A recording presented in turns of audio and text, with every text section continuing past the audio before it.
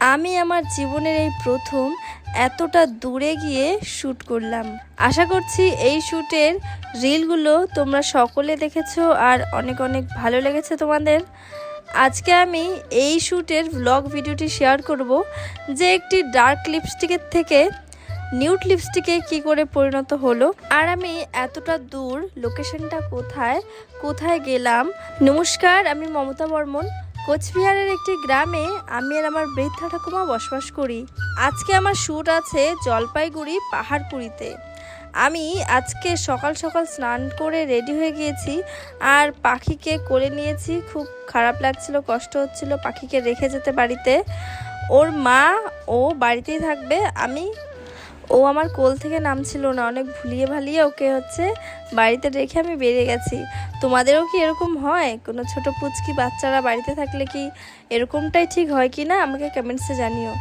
আমরা সোজা চলে গিয়েছিলাম বাস স্ট্যান্ডে, সেখান থেকে বাসে উঠে গেছি এবং আমি এই নিয়ে দুবার স্টেট বাসে উঠেছি এবং দুবারই ফ্রিতে জার্নি করেছি। আগে যখন মোবাইলে সোশ্যাল মিডিয়ায় দেখতাম যে বাসে নাকি মহিলাদের উঠতে দেয় না, অনেক ভিড় থাকে, সিট পাওয়া যায় না, কিন্তু আমার বেলায় একদমই উল্টোটা। আমাকে তো বাসে উঠতেও দিয়েছে, আবার আমাকে উইন্ডো সিটও দিয়েছে এবং বাসে জার্নি করতে কিচ্ছু লাগে না, শুধু আধার কার্ডটি সঙ্গে থাকলেই হয়ে যায়। মাঝ রাস্তাতেও পৌঁছায়নি এখনও, মাঝে দেখি যে অ্যাক্সিডেন্ট হয়েছে, একটা লরি দিঘিতে উল্টে পড়ে গেছে। তো তার জন্য প্রচুর জ্যাম ছিল, সেখানে মোটামুটি 20 মিনিটের মতো দাঁড়িয়েছিল। তারপর জ্যাম আস্তে আস্তে খুলে যায় আর সবাই এগোতে থাকে। এখানে দেখো এই যে এই লোকেশনটা এত সুন্দর, চা পাতা বাগানে ভর্তি। আমার তো মন চাইছিল আমি নিচে যেন কয়েকটা গিয়ে রিল বানাই, কিন্তু সেরকমটা তো হওয়ার নয়, কারণ বাস তো দাঁড়াবে না। আমার ব্লগ ভিডিও দিতে একটু সমস্যা হচ্ছে এর কারণে যে আমার বাড়িতে পাখি আছে, পাখির মা আছে, সবাই আছে। তো এদিকে একটু সময়টা আমার চলে যাচ্ছে আর এডিট করতেও পারছি না, কারণ সবার কথা চলে আসে এই কারণে। তো এখন একটু তোমরা অ্যাডজাস্ট করে নাও। দেখতে দেখতে প্রায় আমরা লোকেশনের কাছাকাছি পৌঁছে গেছি। এই ব্রিজটা পার করেই তারপর আমাদের লোকেশন চলে আসবে। আর এটা কোন ব্রিজ তোমরা কমেন্টে অবশ্যই জানিও। আমি নেমেই একটা দোকানে পৌঁছে গেছি, আর যেহেতু সকালবেলা আমি কিছুই খাইনি, অনেক সকালেই বাড়ির থেকে বেরিয়েছি, প্রায় 6:30 নাগাদ। আমি ভেবেছিলাম যে ট্রেনেই যাব জলপাইগুড়ি। সকাল থেকে কোনো ট্রেন ছিল না, সব ট্রেন 10টার পরে। 10টার দিকে ট্রেনে উঠলে আমার প্রায় 2 ঘন্টা লাগবে জলপাইগুড়ি যেতে, যার জন্য আমি বাসে করেই জলপাইগুড়িতে এসেছি। তারপর এখানে খাওয়া দাওয়াটা সেরে নেব। পুরি আর তরকারি নিয়েছি। এখানের পুরি তরকারি সত্যি ভীষণই টেস্টি। তোমাদের কার কার বাড়ি পাহাড়পুরে অবশ্যই জানিও। আর এই দোকানটা তোমরা অবশ্যই চিনে থাকবে, একজন দিদিমা থাকেন। ভীষণই টেস্টি হয়েছিল পুরি তরকারিটা। সঙ্গে চা নিয়ে নিয়েছি, কারণ সকালে চাটা না খেলে কেননা দিনটা মনে হয় শুরুই হয় না। আমি তো বাড়িতে চা খাই না, আজকে কেন জানি না চা খেতে ইচ্ছে করলো, তাই চা নিয়ে নিয়েছি।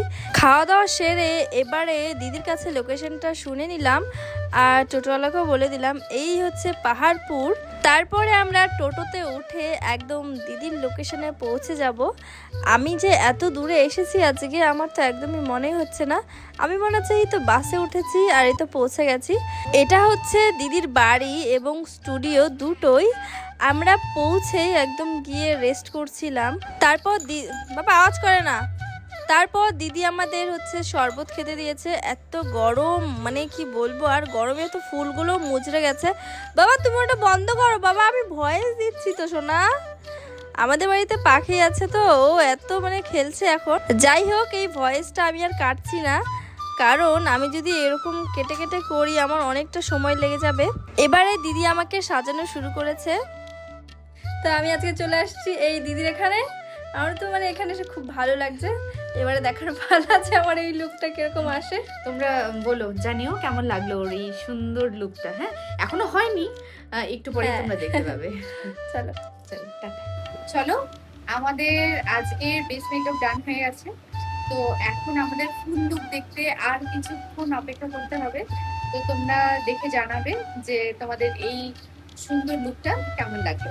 আজকে যদিও আমরা রিসেপশন লুক ক্রিয়েট করছি, তো তোমরা জানাও, এরপরে তোমরা গোটাটা দেখতে পাবে। তো কিছুক্ষণ অপেক্ষা করতে হবে। হুট করে লিপস্টিকের কালারটা কিরকম চেঞ্জ হয়ে গেল, তাই না? আসলে হয়েছে কি, আমি দিদিকে বলেছি যে দিদি এই ডার্ক লিপস্টিকটা মুছে তুমি নিউড শেড পরিয়ে দিতে পারবে, কারণ আমি হচ্ছে এর আগের লুকটা ডার্ক শেড করেছিলাম, তো তুমি নিউড করে দেখো, আমার মনে হয় ভালো লাগবে। আগেরটাও ভালো হয়েছিল, মানে এবার আমি চাইছিলাম নিউড কালার পরতে। তো দিদি বললো তুমি যেটা বলবে সেটাই করে দিব, আর সঙ্গে সঙ্গে দিদি হচ্ছে লিপস্টিকটা মুছে দিয়ে আমাকে নিউড শেড পরিয়ে দিয়েছে। সত্যি দিদি ভাই তুমি যে এত ভালো, কি যে বলবো, আর তোমার ব্যাপারে যত বলবো তত কম হয়ে যাবে।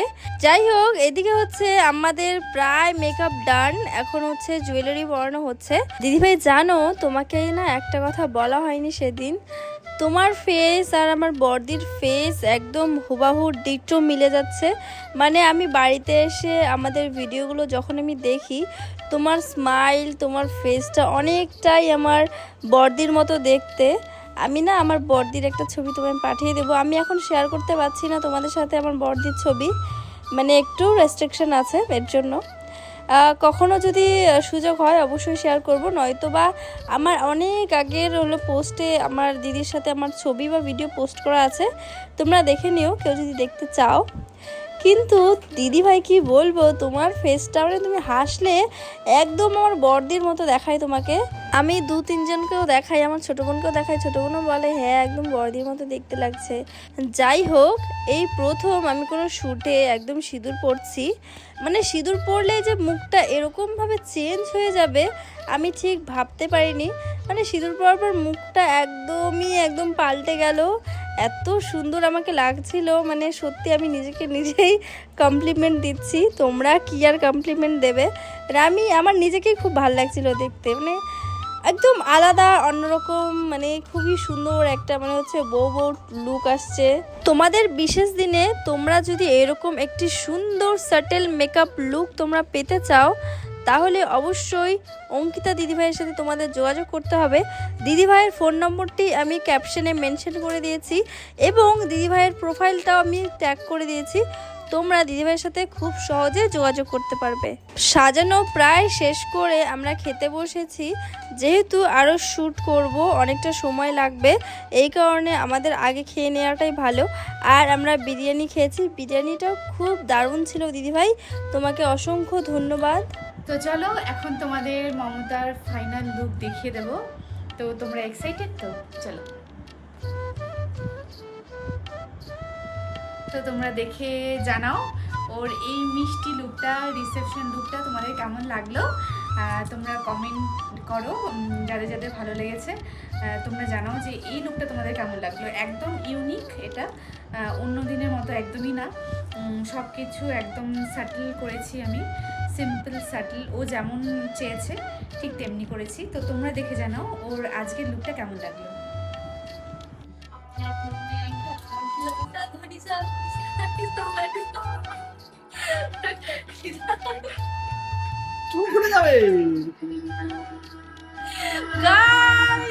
কেমন লাগছে? আমার তো ভীষণ সুন্দর লাগছে, সাথে সিঁদুরটা পরে সেই সিঁদুরটা ফুটে উঠছে।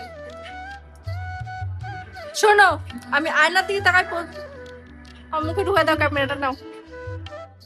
তো আজকে আমার শ্যুট কমপ্লিট, তো আমি এখন এগুলো খুলবো, তারপর হচ্ছে আবার আমার বাড়ি ফিরবো, ট্রেনে ফিরবো কি বাসে ফিরবো ঠিক একটা জানি না। তো চলো, আজকের দিনটা অবশ্যই আমার অনেক ভালো কেটেছে, সুন্দর কেটেছে, আর আশা করছি তোমাদের ভিডিওটা অনেক অনেক অনেক ভালো লাগবে। আর ভালো লেগেছে আমি জানি, তোমরা কমেন্টসে জানিও। আর দিদির সাথে দেখা করেই আর একটা বাই বাই করে দিই। চলে আসো, তুমিও চলে আসো। তো আমরা এতজন মিলে আজকে কাজ করেছি, খুব মজা করলাম। আর মমতাকে তো কি বলবো, চুমু চুমু চুমু। তো এখন আমাদের বাড়ি যাওয়ার পালা চলে এসছে, টাটা। সত্যি আমি বাড়ি, সবাই জানিও কেমন লাগলো, ও তো খুব এনজয় করেছি। ভালো দিদি বলার ও বাইরে, খুবই ভালো, মানে খুবই মিষ্টি, খুবই মিষ্টি, খুবই মিষ্টি। আমার তো একদম খুব ভালো লাগছে, ভালো লেগেছে দিদিকে সাজিয়ে। Thank you. চলো সবাই ভালো থাকবে, সুস্থ থাকবে, দেখা হবে নতুন কোনো ভিডিওতে, বাই।